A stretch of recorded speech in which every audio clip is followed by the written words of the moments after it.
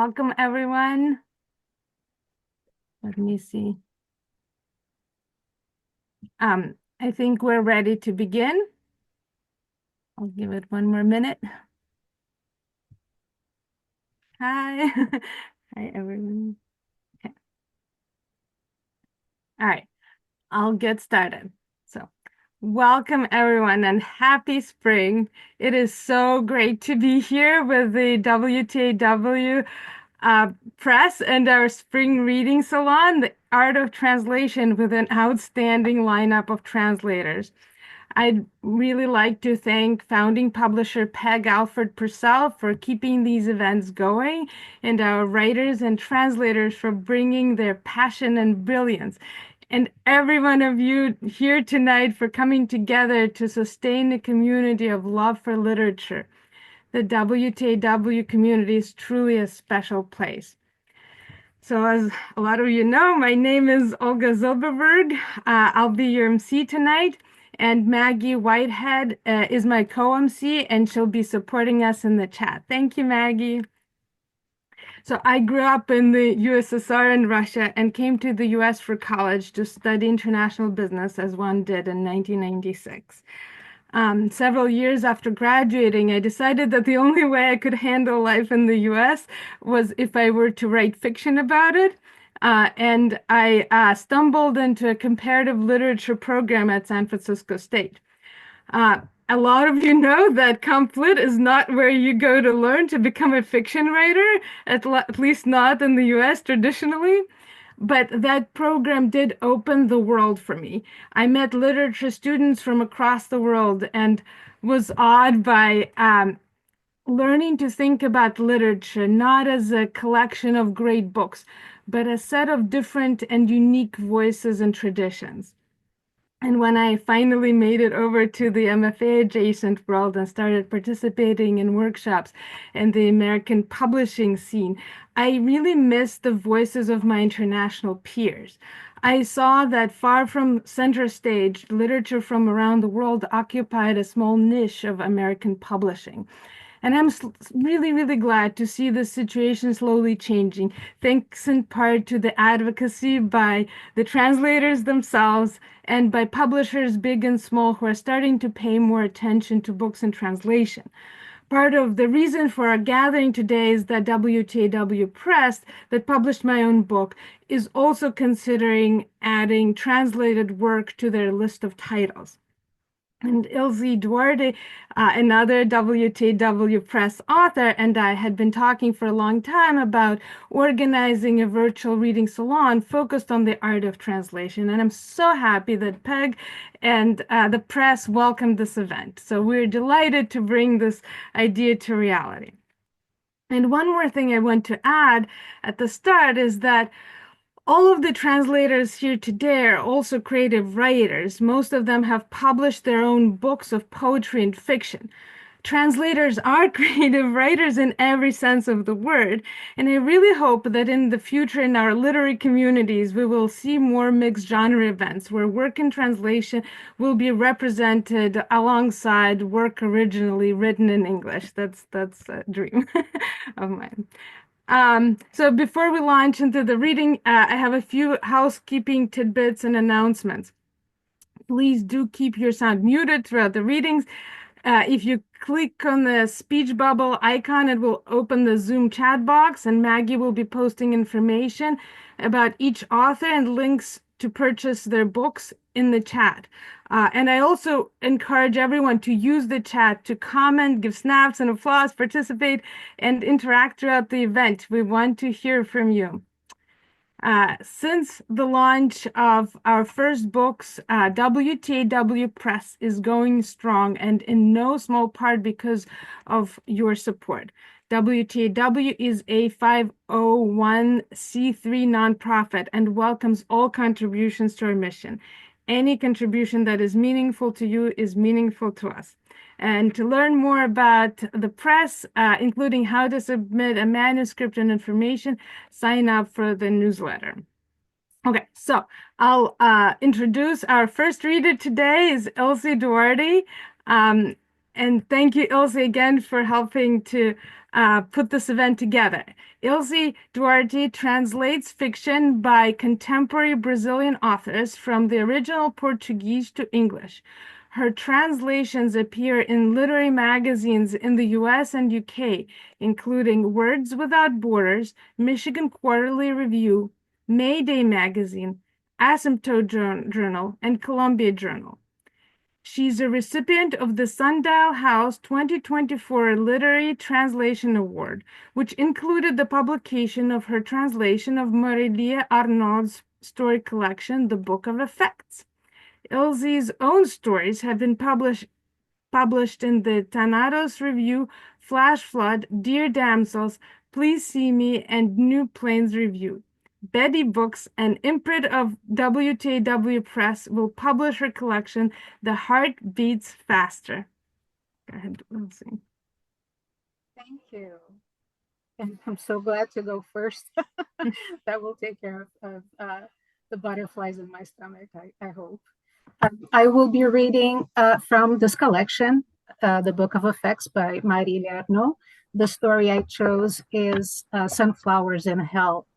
It is told by a woman who lost her husband recently, and she's still in a state of shock, not only because her husband's death was unexpected, but also because of what the police told her. They found his body in his car, and the police told her that there was evidence that her husband was not alone when he died, and there had been a sexual encounter. And our protagonist narrator is obsessed with finding out who was with her husband that day, and she feels that only that knowledge will bring her some peace of mind. So I am going to read that, starting from somewhere in the middle of the story. I had to meet her, look her in the eye, touch her, hear her. I had to assure myself of her existence and thus cleanse myself of that deep wound. She had left a single trace behind, Sunflowers in Hell. That was the title of the collection of poems found upon Arturo's death. I could track her scent on those pages, 30 or so, written by hand on loose sheets of paper, which she had left in the back seat in her hurry to get away. She had surely brought them along so my husband could appraise them. It seems there had been no time for that because he hadn't made any notes on the margins as he used to when he evaluated his students' writing. I took Sunflowers in Hell to an expert I knew.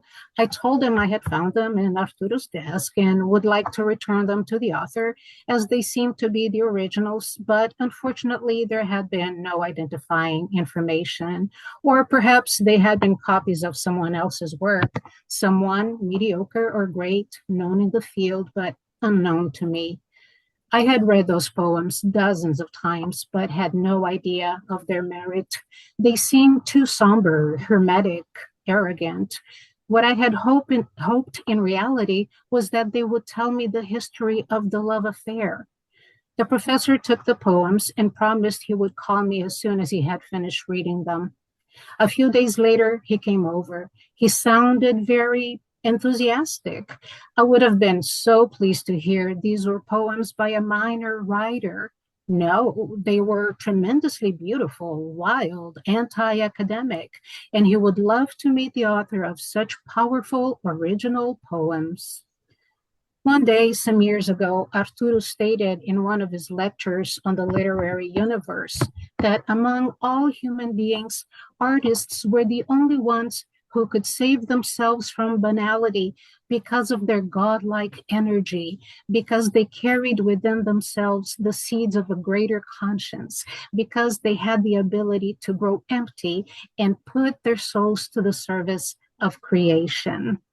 And now there she was, a scribbler of verse, had been able to yank my husband from our cocoon. Besides physical intimacy, they shared a passion for words, for the power they have to give shape to the world. I was devastated. I thanked the professor and told him I hadn't lost hope that, although it was unlikely, one day whoever had written those poems would turn up and claim them. He asked if he could keep some of the poems. He knew many people in the field, writers, critics, artists. Who knows? He might by chance find himself face to face. Sorry, a little problem here with my text. He knew many people in the field, writers, critics, artists, who knows? He might by chance find himself face to face with the author who had so moved him. Months went by. I told myself time and again that I would not go back to the site of the tragedy, but like a sleepwalker or guided by occult forces, there was I, or rather a part of me that was still alive, imprisoned by the same morbid thoughts, interrogating and torturing me, trying to comprehend, to offer me the possibility of forgiveness. Away from that place, there was only being nowhere. Even in my own home, I felt I was no more than a guest. I could barely get out of bed, stuffed full of pills to sleep, pills to wake up. It pained my sons to witness my apathy, but I was unable to break the cycle. That was more harrowing, more cruel than anything I had ever faced. No one ever walked by the spot where Arturo had chosen to be alone with his love. Every now and then, an airplane or a flock of egrets would fly across the sky. Some animals grazed in the distance, white and slow, unaware of their own existence, of death and loneliness. As I looked on, I was filled with the desire to be one of them, non thinking, free of any wounds to the soul. What I had then were those empty afternoons, the flatness of a blue or grayish sky overhead, and the sweet rustling of the wind through the leaves of the fig tree. The quiet gave me the feeling I was disintegrating, becoming shreds of myself, a self without Arturo, sinking in the tangle of roots. I would close my eyes and feel the pulsing of underground waters, the smell of the earth, its deep breathing underneath my body. I felt temporarily pacified, but would soon go back to ruminating over a history that wasn't mine because I had been irrevocably pushed away from it. I could even hear the laughter, the voices, the moaning, feel the heat of the bodies in their embrace, smell the acrid and exciting odor of love. Chills ran through my arms and legs as I dived into that dark river with no edges and no bottom. My pain. My life was in limbo, and I could think of only one way to pull myself out of it, to meet the woman Arturo had fallen in love with. There were nights when I would dream of her, but I could never see her face because her back was turned to me, and I would try to reach her, but she would escape me. I would beg her to wait, tell her I had to see her, but she couldn't hear me, so she would move on and fade away. One time, though, she turned towards me, and her face was Arturo's. All I had to do was summon his memory, and a vague image of the woman would attach itself to me. It was part of what I called the construction of my morning. Although I was aware of how obsessive and degrading that was, and of how it allowed me to justify a loss I was unable to process, I was certain all I had to do was meet her, and things would go back to normal. I would be healed. I was putting what little energy I had left into finding a ghost. And I knew full well ghosts play tricks, leap out of the darkness, laugh at our fears and doubts, vaporize into nothing, and drive us crazy. Where was that going to lead me? When I had almost lost hope that someone would show up in search of the poems, a man called. He said he knew the professor and the author of the poems, and that person was willing to meet me. Without hesitation, I asked him to come by the apartment later that afternoon. As I hung up, I felt the onset of nausea, dizziness, and cold sweats. I had waited for that moment for months, and now it all seemed senseless. And I will stop here and leave it up to the reader to find out if she gets the answer to her question and if she finds some peace of mind. Thank you. What a great cliffhanger. Thank you. Um, And I was thinking about how the relation the affair seemed to be even more insufferable because it had been with an author. The intimacy of the connection by words is just, the ultimate, uh, you know, Final frown on twist your face. of cruelty in that. Um, Thank you. So our next reader is Jenny Bott, a writer, literary translator, and writing instructor. Her story collection, Each of Us Killers, won a 2020 Forward Indies Award. Her literary translation, The Chennai Virtuoso, was shortlisted for the PFC Valley of Words Award in India. Her nonfiction has been published at venues like The Guardian, NPR, The Washington Post, BBC Culture, The Atlantic, Dallas Morning News, Poets and Writers, Los Angeles Review of Books, The Star Tribune, and more. And I know for several years, Jenny, you ran the Desi Books, a podcast that showcased South Asian literature and have um, tirelessly reviewed and spread the word about the work of fellow authors, and I really admire that work. Thank you. Thank you. Yes, I had to put some of that on hold when I started the PhD in the fall of 2023. Well, first of all, thank you for including me in this, and it's just so great to see familiar faces and some familiar names in the audience here as well. And gosh, that was a beautiful reading, and I'm happy to follow you, but I'm also very anxious following that. So, anyways, as what I'm going to read from is it's kind of a work that it is a work that I've already translated, but it's also related to an upcoming translation project, and I'll explain that very quickly. So this book, The Chennai Virtuoso, which was published by Deep Vellum in 2022, is a collection of short stories by the writer named Dhumketu, who is also known as the pioneer of the Gujarati modern short story. So he wrote these about 100 years ago. It was the modern, not postmodern, modern short story. But he was the pioneer. He wrote about 600 of these short stories in about 26 volumes. He was also a historical fiction writer. He wrote about 26 volumes of historical fiction as well.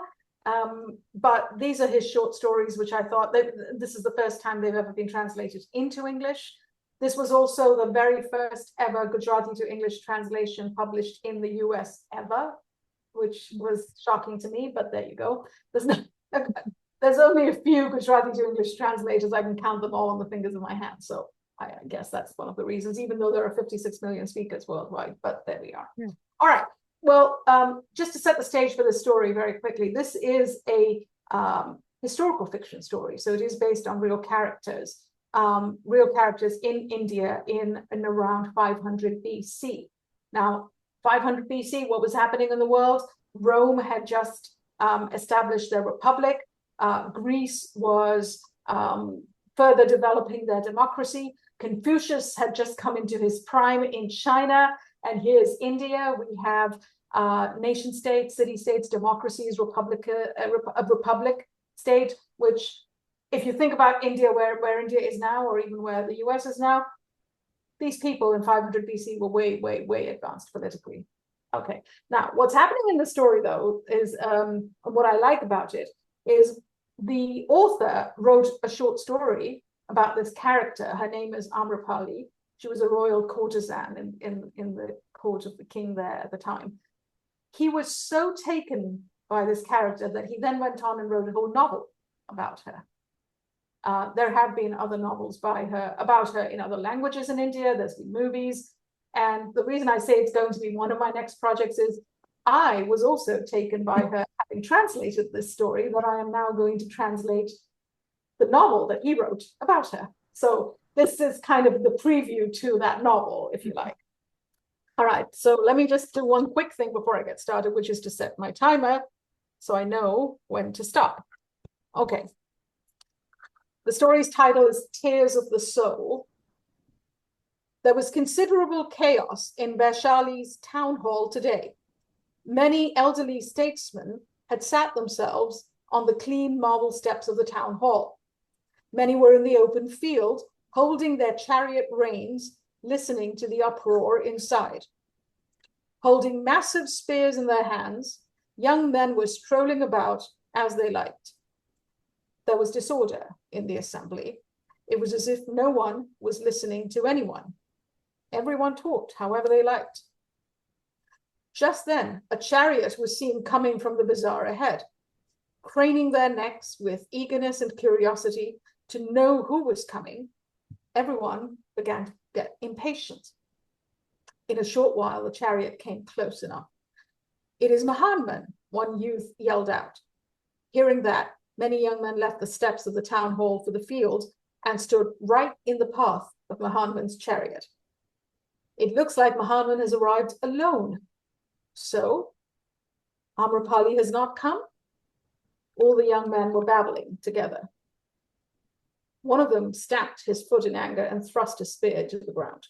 "So, she intends to disobey royalty and the law." They stepped aside a little to give way to another beautiful rider.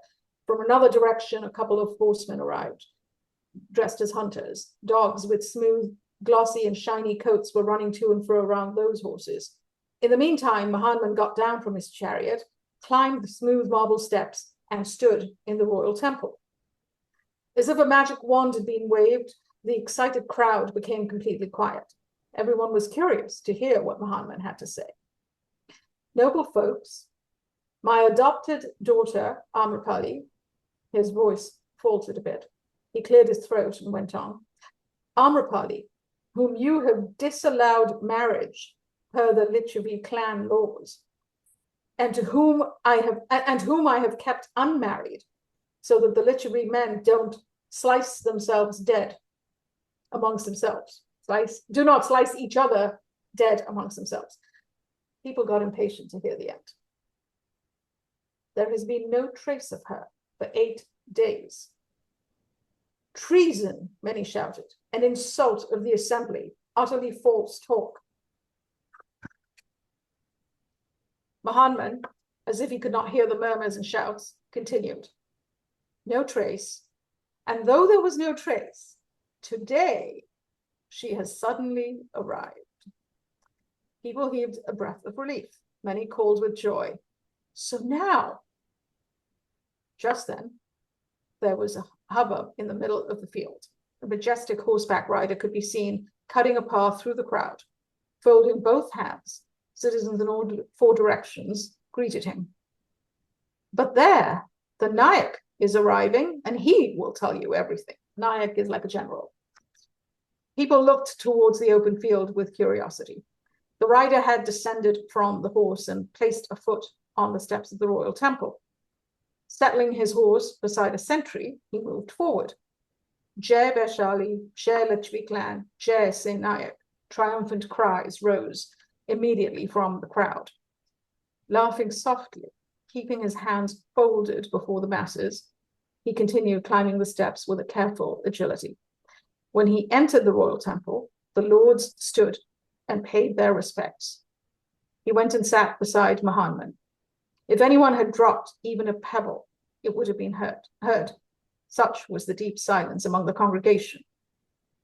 The people were now restless to hear what Nayak would say. Nayak stood. He threw a fleeting glance at the people. It seemed as if, confronted by the majesty of this man, the entire crowd had grown smaller. Softly, but in a clear voice, he began speaking. "Noble people, I have come to you only after Amrapali agreed to come here. If the General Assembly strongly desires to abide by Vaishali's law Vaishali is the name of the place, Vaishali's law to the letter, they will have to accept whatever stipulations Amrapali puts forward." That's all right. What are the stipulations? Tell us." Amrapali says that her house will be considered a secure fort. No one will be allowed inside it without permission. Keep in mind, she was a royal courtesan.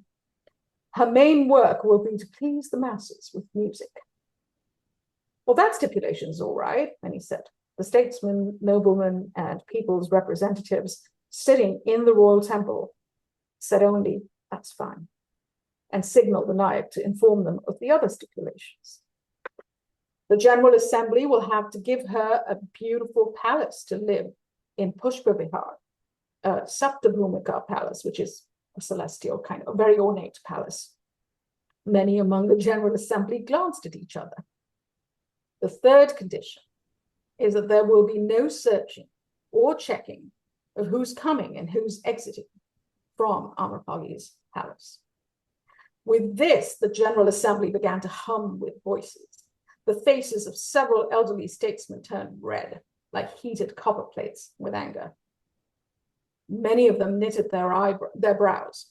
One of the princes of the state sat up erect and said out loud, that would be an insult. That would be an insult of the General Assembly's authority. But before all those displays of consternation could play out fully, everyone's eyes turned and fixated on the steps of the royal temple.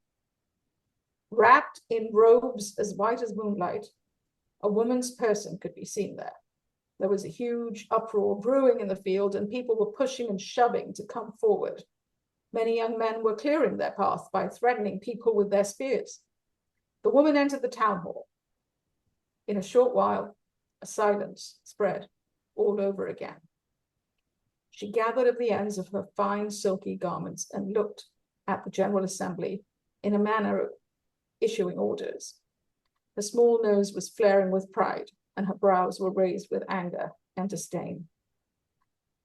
Many were rankled by this look and the insult to the Republic's authority contained within it. But her charming beauty, like a poison-filled arrow, pierced their hearts. Noblemen, there was clear scorn in her tone.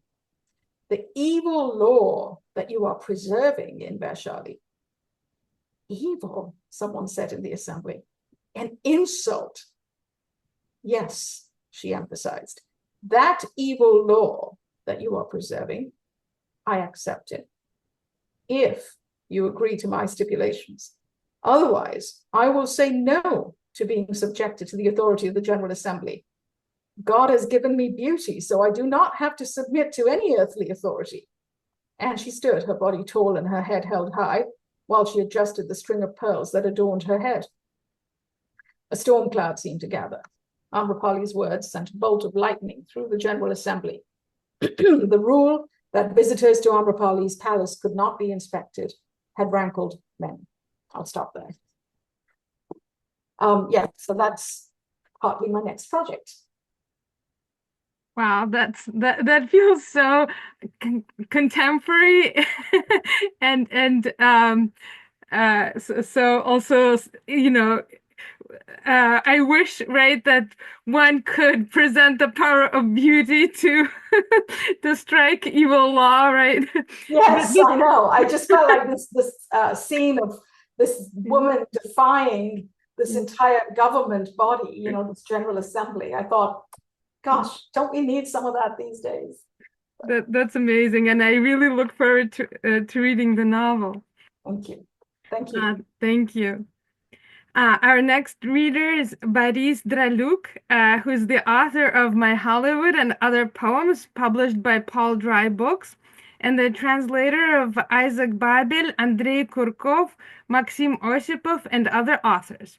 His poems, translations, and criticism have appeared in the New York Review of Books, the TLS, the New Yorker, Best American Poetry 2023, and elsewhere. Formerly editor-in-chief of the Los Angeles Review of Books, he is currently an associate professor of English and creative writing at the University of Tulsa, a Tulsa Artist Fellow, and the editor-in-chief of Nimrod's International Journal. And also a blogger of wonderful poetry.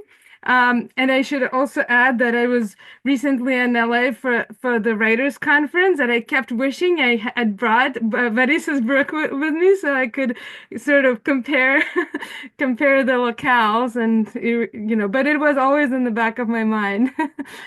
So, Thank you, Olga. Thank you so much for having me here, for inviting me to be a part of this reading with so many authors and translators I admire. And it's a great joy, as I think Ilza said, to see so many faces out here and so many names that are familiar in the audience. Puts a little pressure on me to perform, but that's okay. I've dealt with worse. Um, so I think I'll keep it short. I'll try to keep it short and read a few poems that are Los Angeles tinged at first. I'm in Tulsa now, but Los Angeles is always my real adoptive home. Odessa being my first home, Los Angeles my second, and there shall be no third. So what I'll do now is I'll read a few poems from a book that's coming out in July. A book I'm very, very proud to have brought back from obscurity, and to which I have added a little appendix, a kind of addendum, a postscript. The book is called Passport to Paris, and it's a memoir originally written in English by the composer and lyricist Vernon Duke, whose birth name was Vladimir Dukelski. He was born in, well, nobody really knows where, but somewhere traveling. He was born in the Russian Empire, probably in today's Belarus, and grew up in Ukraine. So much of his early life was spent in Ukraine, in Kiev, and in Crimea.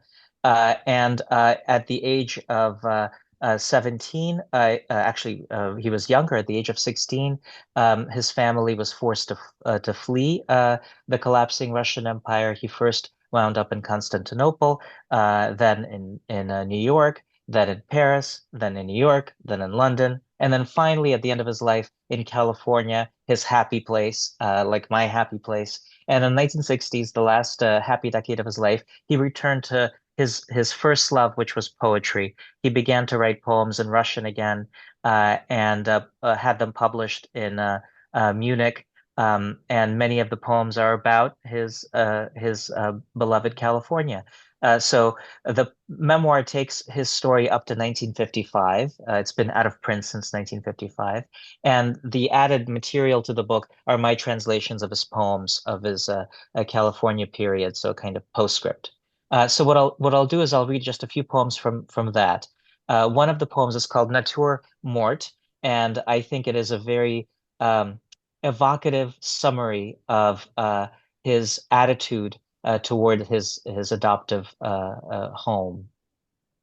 So this is the one thing you need to know is that the town of Alupka is in Crimea. So the poem begins, is this Crimea? Is it the Pacific? Same salty water, same sweet sun, same view. A picture postcard seaside panorama beneath the same clear sky, same shade of blue.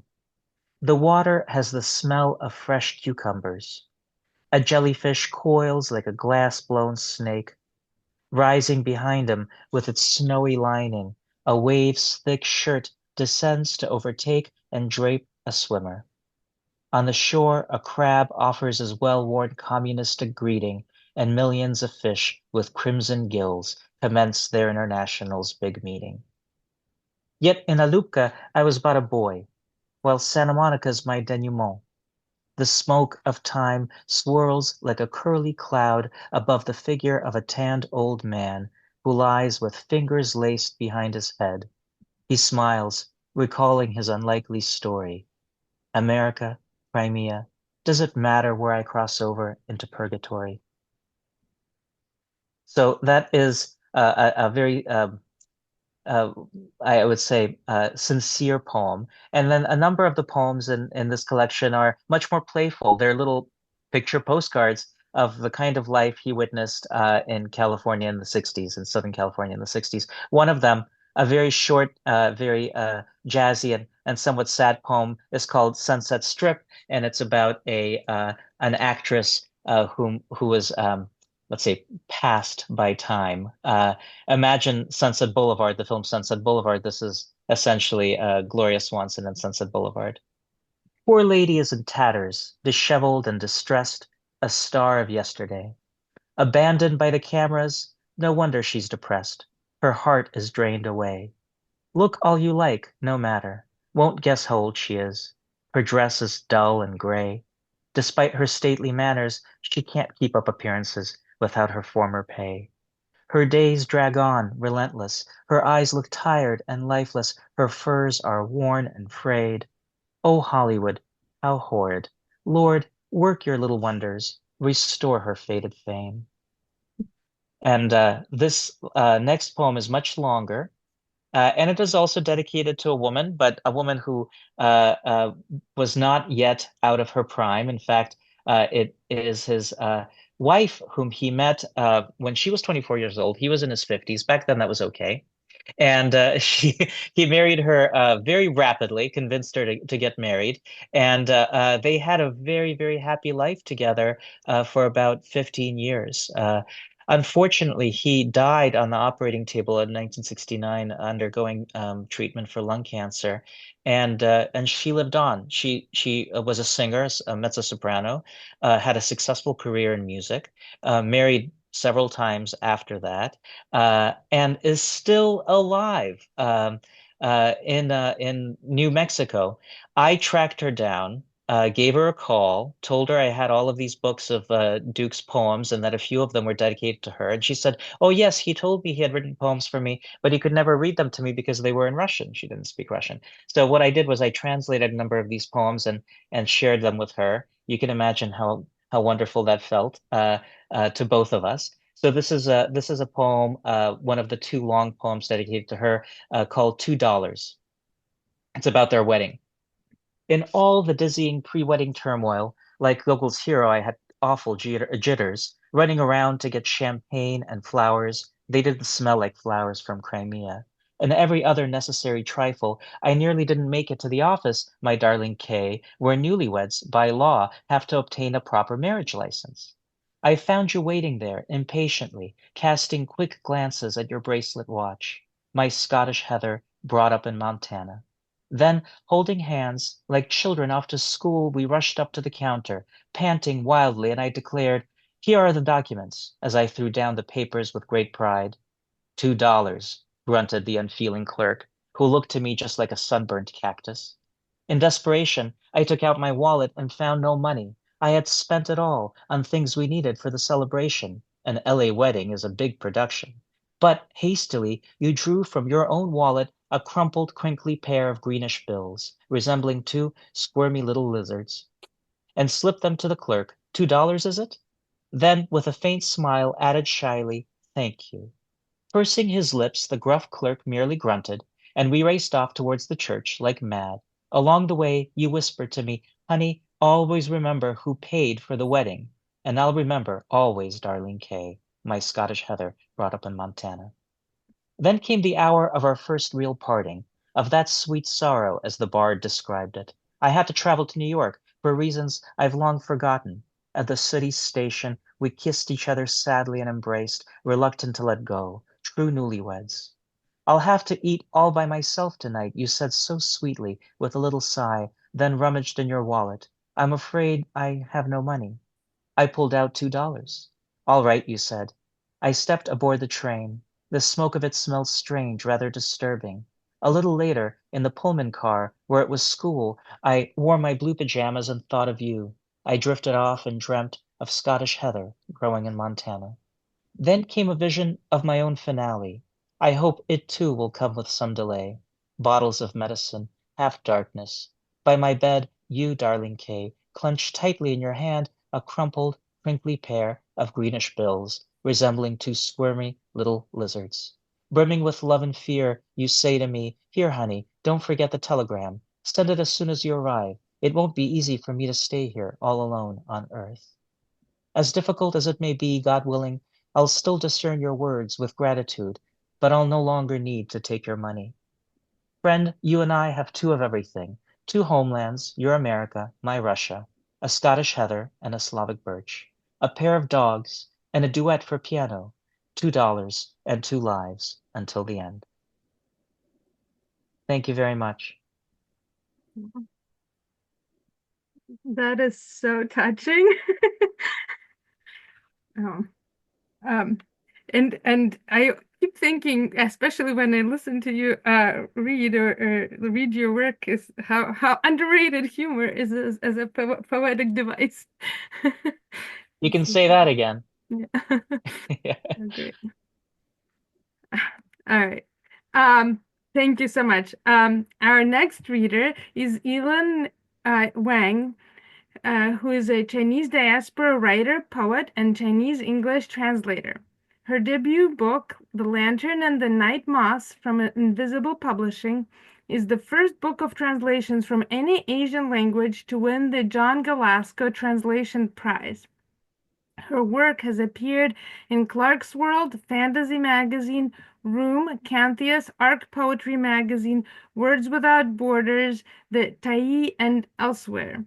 She has won the Foster Poetry Prize, the Dwarf Stars Award, and the Alta Travel Fellowship. She has an MFA in creative writing from the University of British Columbia and is a graduate of the Clarion West Writers Workshop. And I understand that in addition to the luminescent book of poetry translations that I've been reading, you also write and translate science fiction, and which is such a wonderful combination. Thank you. Yeah, I write and translate some speculative fiction as well. Thank you so much for having me. And thank you, Olga, for the great hosting and moderation. And it's just been a pleasure to hear everyone read so far and to be among fellow translators. I'm going to be reading from The Lantern and the Night Moths. I guess my filter is on, so you can't see it, but you can imagine the cover, which has 5 modern and contemporary Chinese poets in translation, along with essays, one for each poet, delving into various aspects of translation, from kind of feminist and queer approaches to translation, to thinking about translating ambiguity, to dealing with diaspora issues, and thinking about kind of the positionality of being in the diaspora, to the other many kind of choices that translators have to make when we translate, which makes it very much an act of creative writing. And so I'm going to be reading 1 or 2 poems from each of the poets in translation, just to give folks a taste of what the anthology includes. So the first poet I'm going to read is Qiu Jing, who was a modern feminist poet writing around the end of the 19th century. This was also the poet whose work my translation got stolen by the British Museum when I was in the midst of finishing up my translations for this book.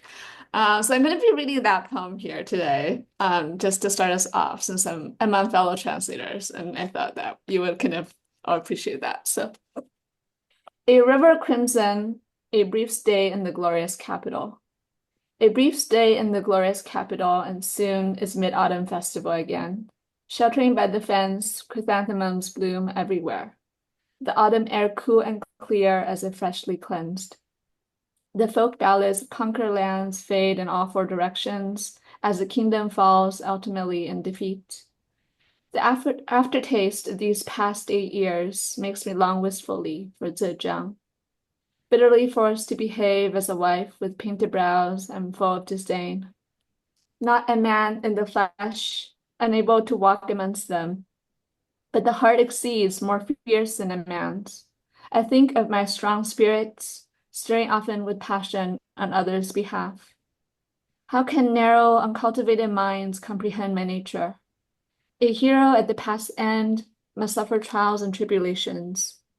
In the crimson dust world, where can I find my kindred spirit? My plain robe is stained with tears.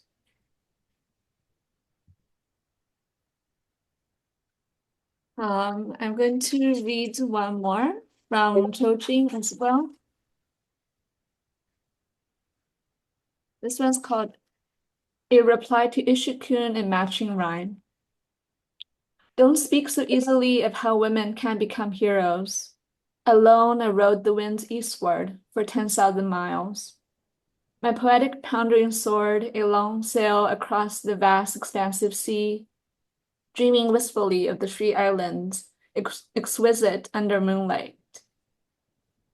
The imperial palaces, bronze camels have fallen, the grief unbearable. The toiling warhorse is guilt-written, not one battle yet won. As my heart weeps over my homeland's loathsome troubles, how can I linger, a guest abroad, savoring spring winds?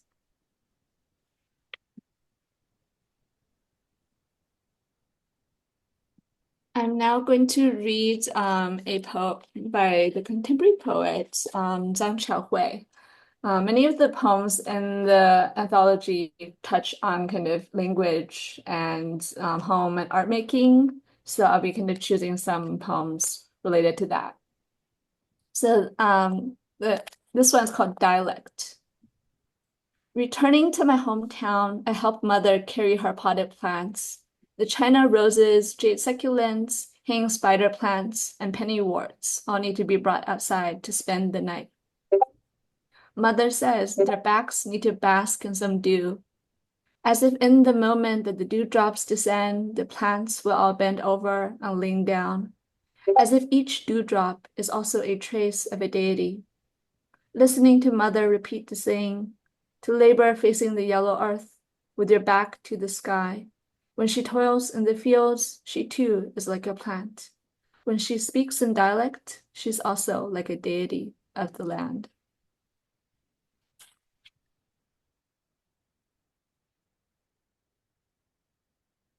Next, I'm gonna read one of the title poems called Lantern by this poet called Fei Ming, who was writing from the 1920s to the 40s. And he was influenced deeply by classical Chinese philosophy, Buddhism, Taoism, as well as some Western poets. And he is like a very representative voice of kind of the Chinese modernist movement.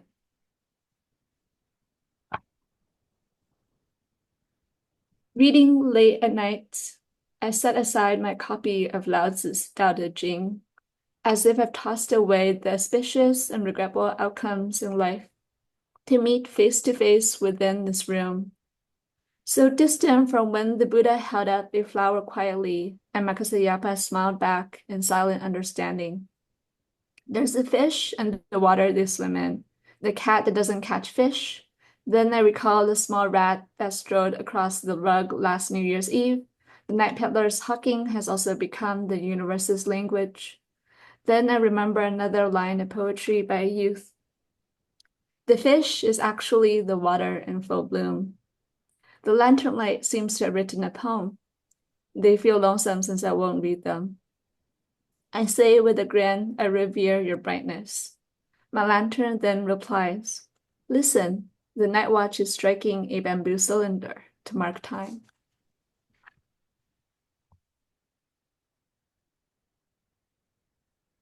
Next, I'm going to read another poem by the contemporary poet Xiao Xi, who writes a lot about kind of social political issues going on today. And the poem I'm going to read is called Selling Sewing Needles. Some people advertise dream homes, promote luxury cars, peddle sumptuous wines and meats. She's selling sewing needles. Some people deal illicit drugs, auction their kidneys off to pay for iPhones, exploit the springtime of their youth to strike it rich. She's selling sewing needles. She lays them out slowly, without hurry. Each pack complete with all the sizes large and small, each needle incredibly sharp and pointed. I want to squat down and ask, can the past be mended? Can human hearts be mended? This world moves so quickly, rupturing with hundreds of holes. Is there a way to mend it?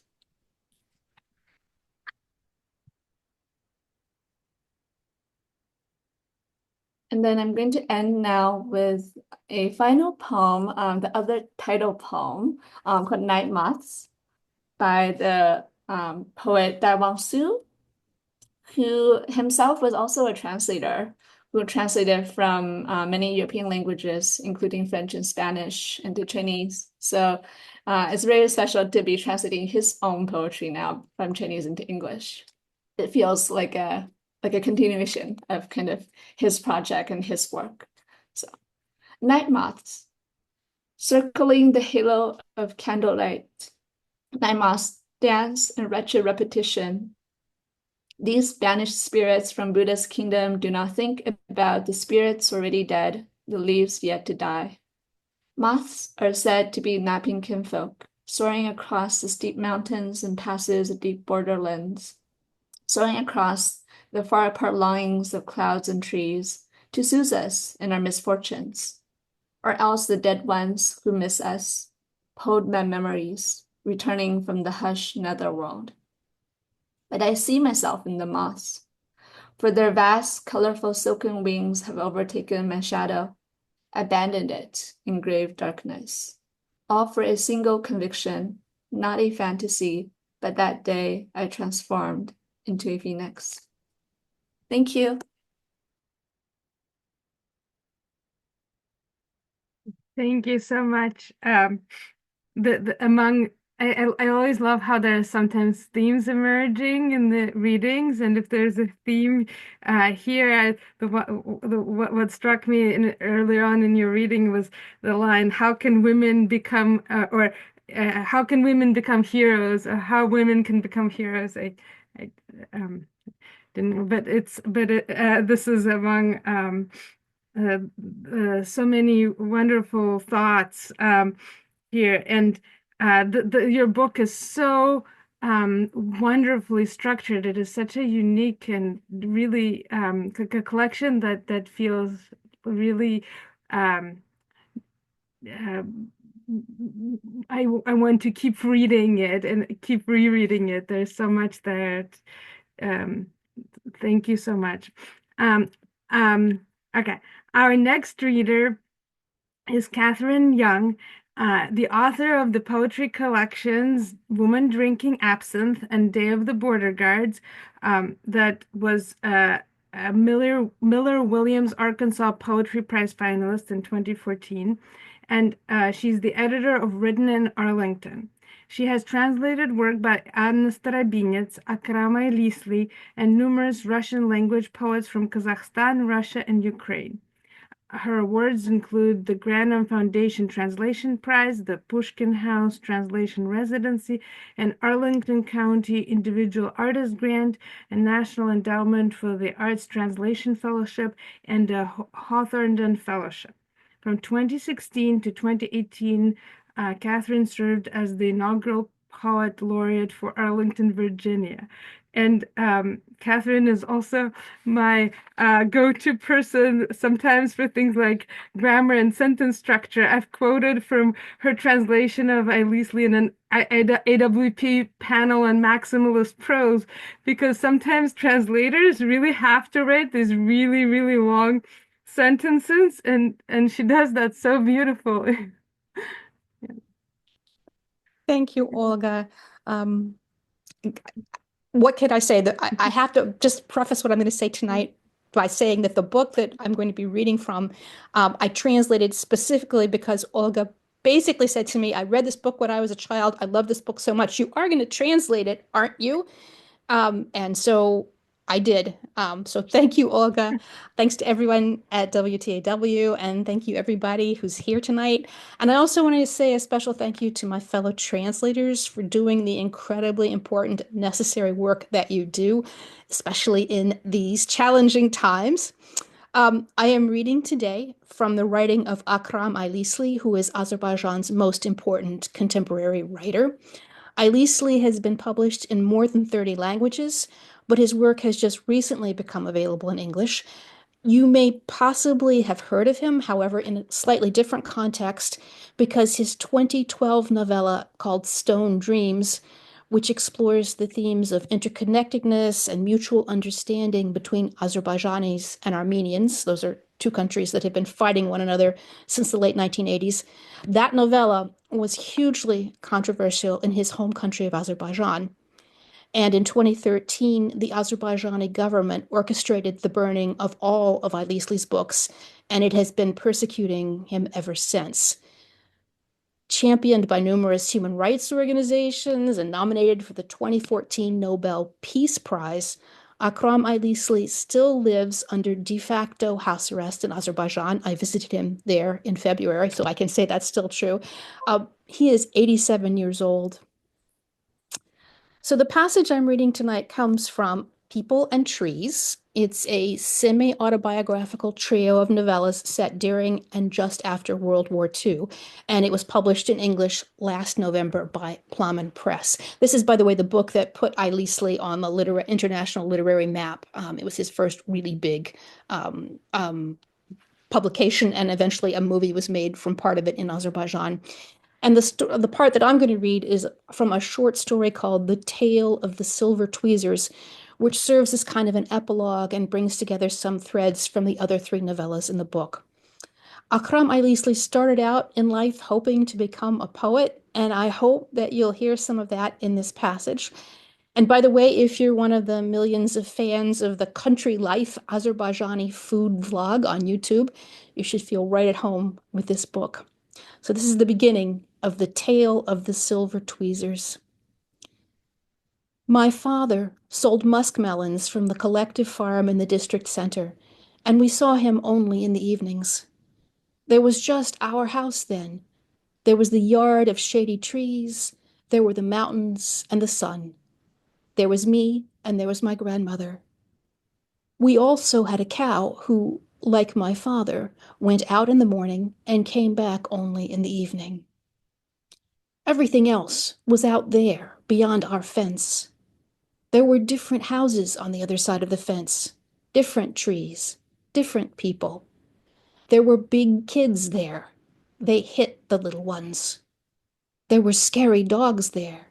They bit the little ones. There, beyond the fence, weddings took place. People rejoiced. There were also funerals, funeral feasts. People cried. There was me, and there was my grandmother, and in the evenings my father and the cow came back home to us.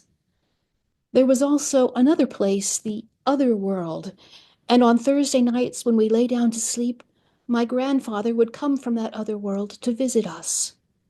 On Thursdays, my grandmother soaped and scrubbed the whole house. She shook out my grandfather's black Kurjin bag and hung it on a nail in the room. She turned down the wick of the lamp and placed it to burn in the hallway, trying to keep it secret from my father. My father grumbled when he saw it, because kerosene was expensive and heavy to carry from the district center, and then, you all know, my father didn't believe in any kind of other world or any kind of God. My father slept alone in the small room. My grandmother and I slept here in the big room, and on Thursday nights the lamp burned nervously in the hallway next to our room, trying to stay hidden from my father. I was also nervous on those nights. I was very afraid of my grandfather, although my grandmother insisted that he wasn't frightening at all. He'd never in his life scared anyone, never said boo to a goose. That's the kind of man he was. And he didn't walk among us to scare us. He was checking on us, seeing how we were doing, whether we had kerosene, whether we had enough bread. And he was also finding out whether we'd strayed from the path of the righteous.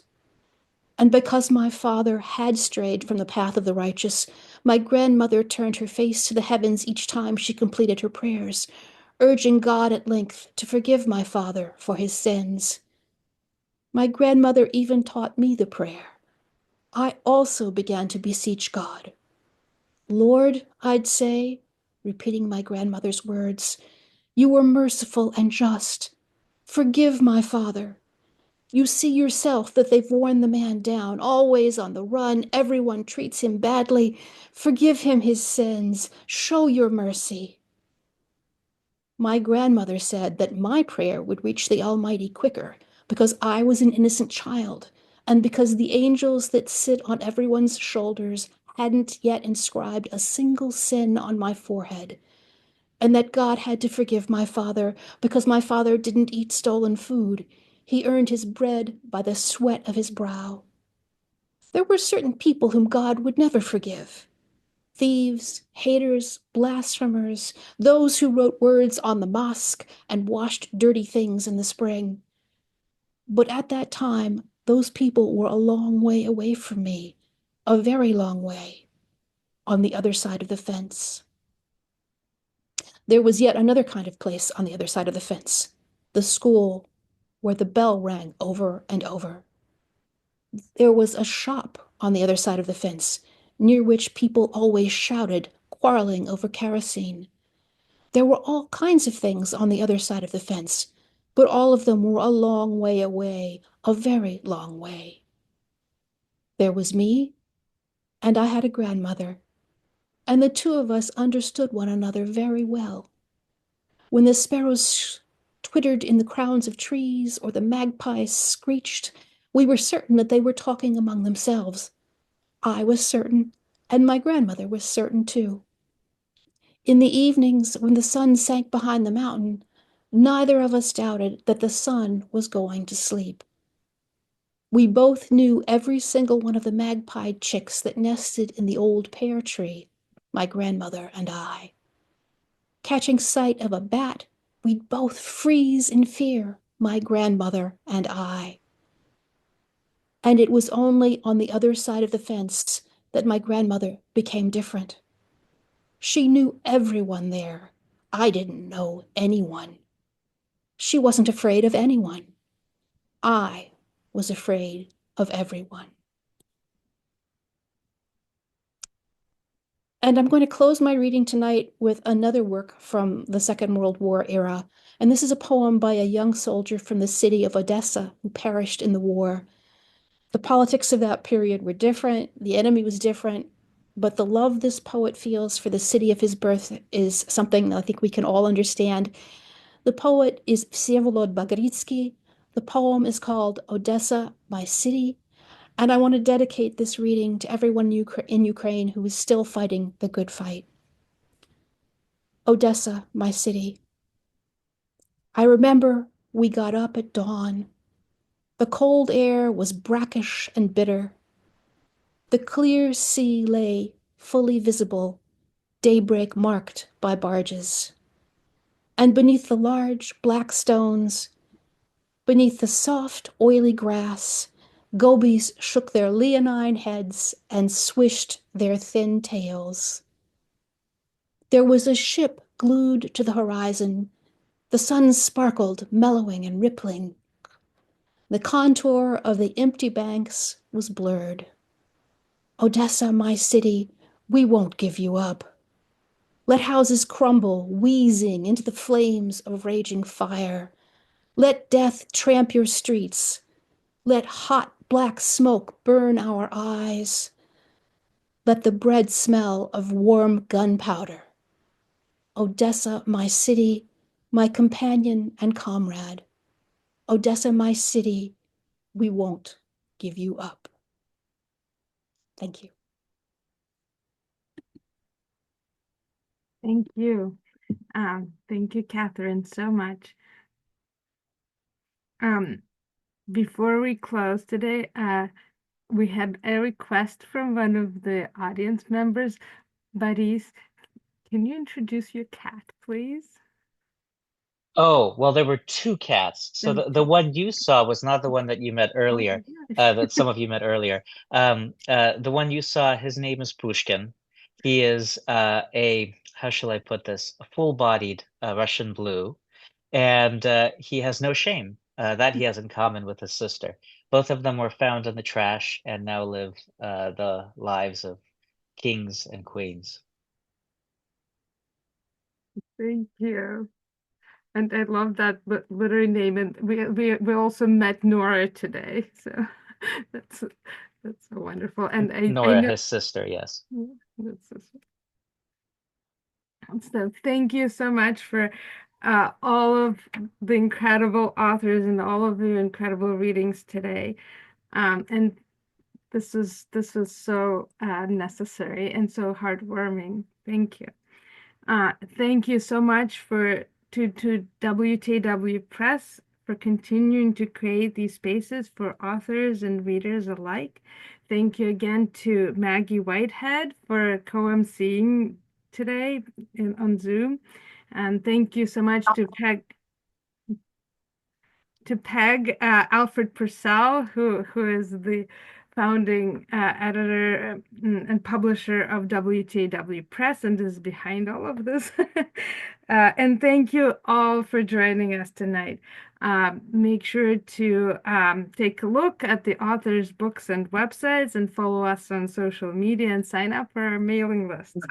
So yeah, let's give another round of applause and snaps for our amazing readers. Um, um, it's been so wonderful.